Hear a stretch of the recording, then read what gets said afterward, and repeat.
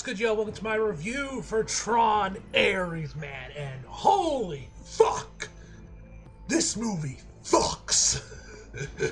In all seriousness, man, this film was fucking awesome, man. Like, now you guys probably know, I think I mentioned this in the trailers. I am not really much of a Tron fan. I still have yet to see the original Tron film from the 80s. I vaguely remember watching Tron Legacy when it came out in 2010, and I was honestly initially gonna skip this movie when the trailers first started dropping. Like, you guys know I didn't do a reaction for the first trailer. It wasn't until I saw the trailer in theaters where I'm like, oh shit, this movie's actually kind of cool. And then the second trailer dropped, and of course I did a reaction to that one once I found it dropped, which also, besides that, I also found out when I watched this film that the Mandalorian and Grogu trailer is out. I checked it on YouTube. I thought, like, oh, is this new trailer? Like, did this trailer just dropped? And they're keeping it attached to the film for a bit, like they did with The Odyssey. Has still not released that teaser trailer yet online, as far as I know. It's still like exclusive to movie theaters, as far as I know. And I think there was another movie that I'm thinking of that had a trailer that was exclusive in movie theaters for a hot minute, but I'm not entirely sure what it's slipping my mind in the current moment. But then I went to go check and see if it's up on YouTube, and I found the trailer's been out for 3 weeks. How did I miss this? How? And mind you, I follow multiple Star Wars accounts. I have post notifications turned on for Star Wars Direct, and yet I still didn't hear a goddamn thing from anybody. I don't know how that happened, so I will do a reaction to that trailer sometime this week. Probably not today because I gotta watch this, and I still gotta watch Peacemaker, which hopefully I'll be able to watch and finally get recording on that review and watch the final episode for Peacemaker Season 2 so I can get that review out finally and start recording that. But, wow, the trailer's awesome, man. And you guys know, if you guys follow me on my Twitter or on Instagram, you guys know I got to see the film in IMAX 3D, which goes without saying, man, and goes without saying, man, like I mentioned when I was talking about trailers, when I went to see, I believe it was Fantastic Four, they had a trailer attached showing where it was in 3D, that the 3D for this film is fucking incredible, man. Like, this, I don't know if I want to go as far as saying it's one of the best 3D conversions I've ever seen, man, but it's a damn good 3D conversion. The 3D in this movie really does enhance Tron, especially when we're inside the grid itself. That's where the 3D really shines. Like in that one sequence between like the red soldiers and the red soldiers, the red versus blue thing going on there, which you saw bits of in the trailer. I'd say there that's specific, really whenever we're in the grid, but I think that sequence specifically was probably where the 3D conversion was like the highlight of the 3D conversion, man. It is truly incredible, man. So if you guys can't see this movie in IMAX 3D or just 3D in general, go watch this film in 3D. Like I said, I believe Tron Legacy, when that film dropped, had also heavily pushed 3D as well. That was a big part of his marketing. But then again, that was also like right after Avatar came, so everyone was pushing 3D at the time. But yeah, I remember that. I think I remember that one being pushing its 3D as well. So if you guys can see Tron Ares in IMAX 3D, please do so. The 3D really does enhance the film. It's not super in your face. It's definitely very subtle in its 3D. It's mostly just depth with that one, man. But it's incredible, man. If you guys can see this movie in IMAX 3D, go watch it. Also, the Avatar 2 trailer, the second one for Avatar 3, for Avatar Fire and Ash, looks incredible, man. Like, I thought the 3D looked fine for the initial trailer, like I said, but I felt like Way Water's trailer was way more impressive in its 3D, like way more in your face about the 3D, where it's like, holy shit. And this one felt a lot more subdued. Like I said, the movie's still not until December, so obviously they're still touching it up. This one definitely felt like they were definitely touching it up, and they've improved the 3D conversion a bit more, because the 3D in this one definitely looked a lot better and was a bit more prominent compared to the initial trailer when I saw that one in 3D and IMAX 3D. So yeah, but obviously when the film actually drops, it's gonna look even better, man, because because they're still working on the 3D conversion. But yeah, I'm excited, man. The 3D looked amazing on that film, man, and I'm excited to see Avatar Fire and Ash in IMAX 3D, man. That shit's gonna be fucking legendary, man. That's gonna be legendary. Anyway, as I'll say, so yeah, you guys can see this movie in IMAX 3D, go watch it. It's fucking incredible, man. But yeah, seriously, go watch this in IMAX 3D. The 3D conversion for this film is truly, truly, truly incredible, man. It's so good. It's so good, man. The 3D is so good. But anyway, as I was saying before I got sidetracked by the 3D, man, I'm not a very big Tron. I wouldn't really consider myself a Tron fan. Like I said, I vaguely remember watching Tron Legacy when it came out when I was like 10 years old, and I remember liking the film, but like Yeah, I haven't really watched it since then. So this was kind of, and I've heard like some mixed opinions of the film. Like, there's like, I literally saw a video like a couple days ago before I went to see the movie. Like a couple days ago, there was this guy that you follow that I subscribed to on YouTube, which I'm gonna be honest, I haven't watched this dude's content in years. It just popped up in my recommended, where the bro was literally crying after he saw the film. He was so pissed off and so heartbroken by he thought the movie to him, man, he hated me so much. Bro was literally crying. Which I was like, God damn, bro, that's the first time I've ever seen that. I have never seen someone hate a film or be so disappointed in a film or what have you, so much so they're crying. I was like, God damn. And so, like, apparently, so, like, mixed opinions. So, like, I think there's been more mixed opinions with this film compared to Tron Legacy. But, so yeah, like I said, as someone that's as more of like, as a casual film goer that's more, let's watch this mostly on its own, not really compared to the other two previous Trons. Like I said, I either haven't seen it or in the case of Tron Legacy, I only vaguely remember seeing it when I was like 10 years old as a kid. So I'm more or less viewing the film on its own. I fucking loved it, man. I fucking love this film, and obviously I highly recommend you guys go see this movie. Please go see it, man. I do not want to see, because I want more Tron. After watching this, I want more Tron. I did honestly want to go back and watch the original Tron film and rewatch Tron Legacy in anticipation for this movie, because I knew we were going to see it, because my mom wanted to see it. But I ended up not getting the time, so I'll just watch those two. So I'll rewatch those movies, or in the case of Tron 1, watch it for the first time finally in November. I'll go watch, because you guys know it's October, horror movies. I'm going to be, but although I've been slacking this year, man, with horror movies, man, I've just been so busy with either videos, obviously the whole thing with with me being locked away in Texas and not having internet kind of like put a wrench into my plans, man. So that kind of hold me up. But like, hopefully next week, starting this next on Monday and whatnot, I can get back on horror movies and we'll be back in business. I can start binging them again, so we can get caught back up. But we'll have to wait and see. Anyway, but yeah, so yeah, we'll do that in November, man. But yeah. I'm trying to think if there's anything else I'm forgetting to mention before we actually, like, jump right into the review. But I think I got everything. But anyway, so yeah, guys, let's just jump right into the actual review, man. So the movie is directed by Joe Crine Ronning. I know I butchered that name. What the fuck is this? Who is this man? Who is Norwegian? That's why I can't pronounce your name. He's a Norwegian filmmaker. So there you go. But yeah, it's directed by him, and of course stars Jared Leto, Greta Lee, Evan Peters, Jeff Bridges, Cameron Magnam, if I pronounce it right, which I didn't know he was in the movie. He has a cameo in the film as one of Julian, the company that he runs, one of their soldiers when he's like infiltrating to the other company to figure out the data because they're looking for the code and whatnot. When I saw him, I was like, yo, that's so awesome. He's in the movie, man. And that also and also the bit of domain because we also get to see two Jokers share the screen because obviously Jared Leto played Joker in the DCEU. Well, of course, Karen played Joker, both Jokers, Jeremiah and Jerome, in the Gotham TV show. So it's kind of cool they actually got to share the screen, man. We got to see two Jokers share the screen. That was pretty cool. But yeah, he's like literally a cameo, man. But it was really cool to see him.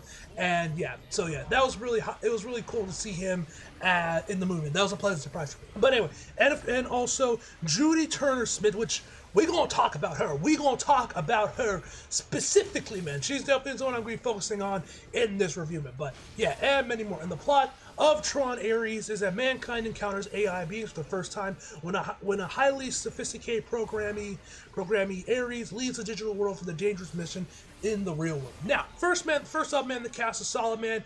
Jared Leto, you guys know he's been kind of like he's obviously been like the major controversy with this film, man, because Jared Leto is not the most beloved actor currently. Me personally, man, I've always been kind of indifferent to the dude, man. And honestly, man, he's completely inoffensive in the film, man. He's Jared Leto playing Jared Leto, man. So, like I said, I felt he was completely inoffensive in the film. He plays the role fine, and he plays the role of Ares fine enough, man. I thought it was fine. Not his best work, but I wouldn't say it's his worst either, man. He was fine. It's Jared Leto playing Jared Leto. Yeah, bro was practically an autopilot during this film, man. And I thought he was fine. He was fine. Evan Peters, you guys know I'm a big fan of him. I've been a fan of his work since, of course, playing Quicksilver in the Foxman movies, man. He was awesome, man. It was always good to see. When I saw him in the trailers and he was the main villain, I was like, hey, that's fucking awesome, man. Good to see him in another movie, man, because I love him. And he was also great in the Jeffrey Dahmer series on Netflix. You guys remember that one from a few years ago. So, Yeah, I thought he was great in that one too, so it was good. So I was happy to see him have like the main villain role or the main or one of the major role in this film. Great Lee plays Eva Kim, who's like the main protagonist outside of Ares of this film for the other company that Julian is in competition with. Man, I thought she was pretty good. But the highlight of the cast, man, the MVP of this film, man, has to go to Judy Turner Smith, man. I fucking love this woman. I have never seen this woman in anything previous to this film, at least as far as I know. I'm looking down on like a Google right now to see if there's anything else that I'm missing. Oh shit, she was in The Acolyte. Oh, I think she played one of the witches in The Acolyte now that I think about it. Okay, so this is like the second thing I've seen her in because she was in The Acolyte as well. Oh, she was in The Neon Demon as well. Damn, that's cool. Yeah, it's okay. So I've seen her in a couple movies. I've seen her in some stuff here and there, before this film. But like, I feel this is like the first time where I like really noticed and pay attention to her was in this film. She plays Athena, one of the other programs from the grid that works alongside Ares, in their corporate espionage. And she was easily the highlight of the cast, man. She has such amazing screen presence, man, and she easily steals a show whenever she's on screen, man. Athena is fucking awesome, man, and I really hope this movie serves as a big springboard for her to go to the next, to really help to really go up in her career, man, because she's so fucking good, man. Like I said, she has such amazing screen presence in the film, man, as Athena, and I always loved her when she was on screen, man. I love her look.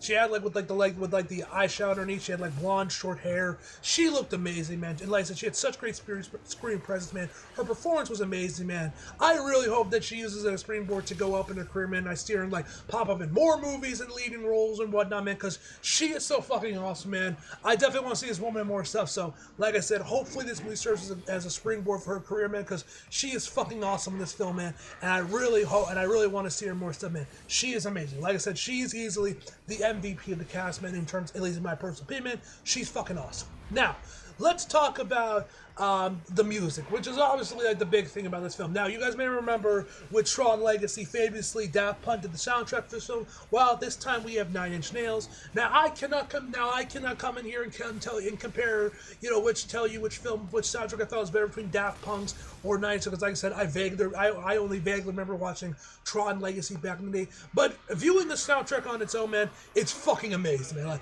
you obviously got the main track as well, which surprisingly is never actually played during the actual film until the very end, which I was kind of shocked by, with how much that was like the main song that got pushed from the soundtrack, man, and the one I was predominantly listening to in the lead up to the film.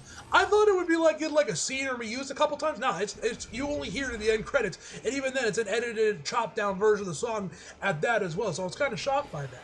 But the rest of the soundtrack, man, is absolutely great. Like, I was pulling out my phone and Shazamming tracks constantly a handful of times throughout the film, man. The soundtrack is easily one of the best parts of the film, man.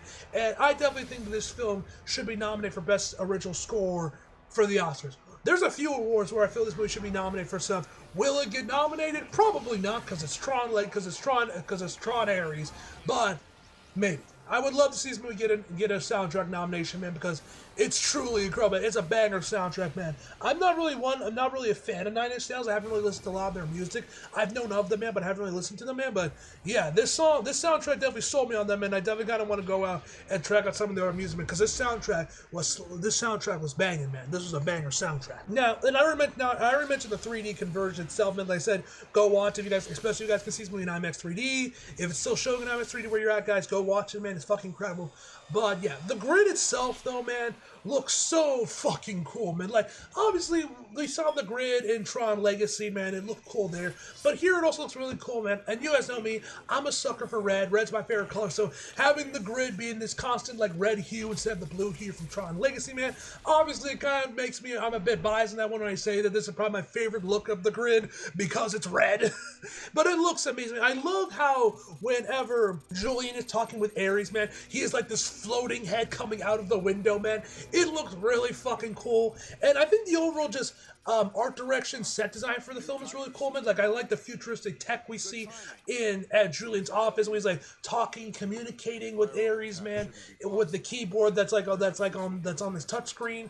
It's really cool, man. I love the look of this film, man. And we see like the other side of the on the other side of the wall when Ares and a few others are like breaking into the other company's server rooms to get some information out there, man. And you got this whole fight, man. That whole segment looked amazing as well.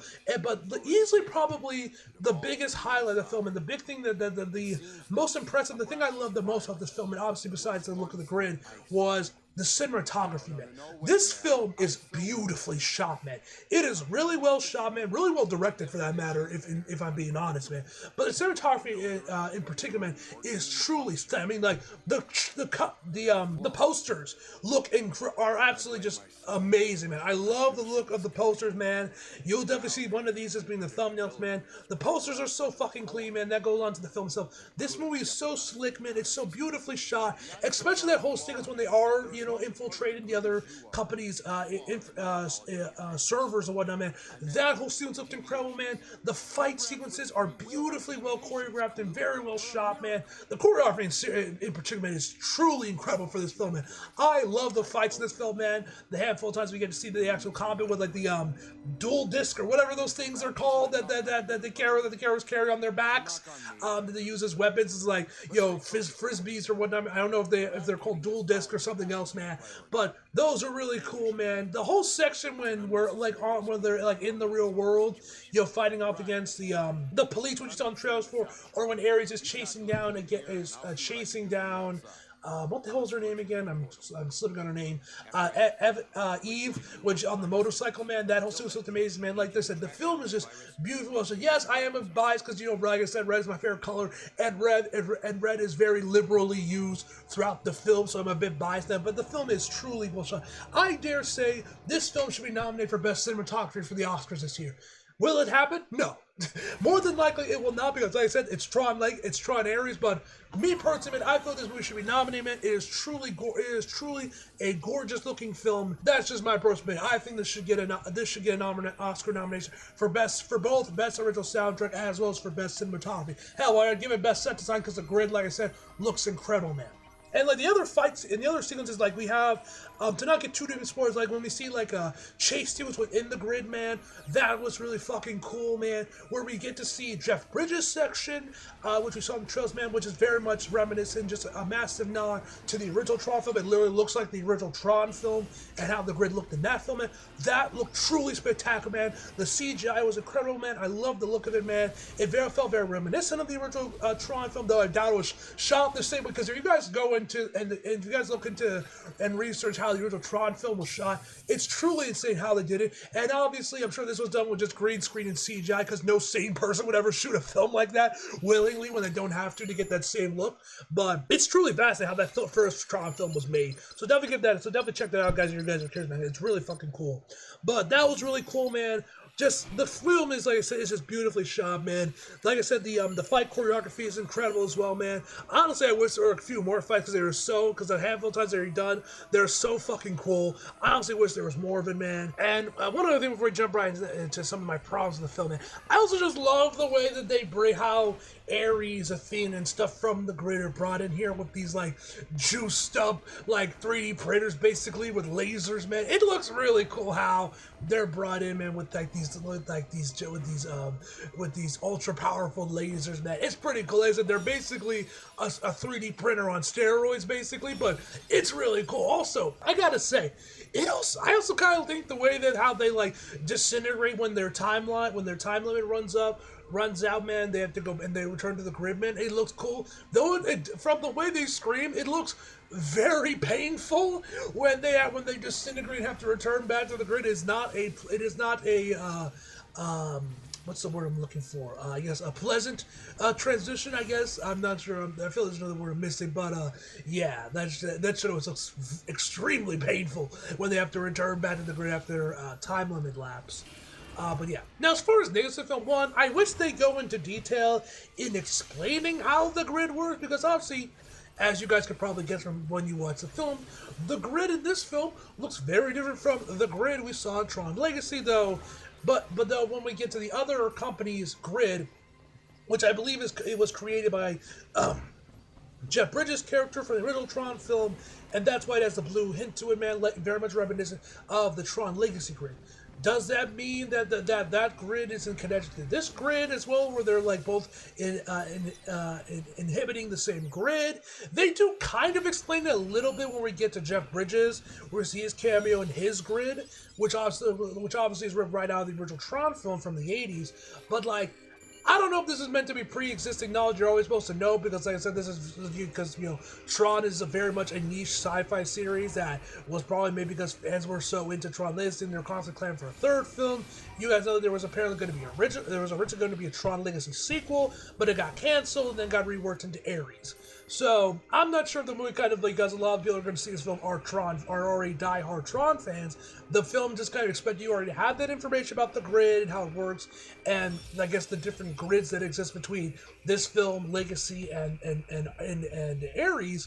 But I kind of wish they got explained about like what if the grid is different from how this grid looks different compared to the grid we saw in Tron Legacy. Just me personally.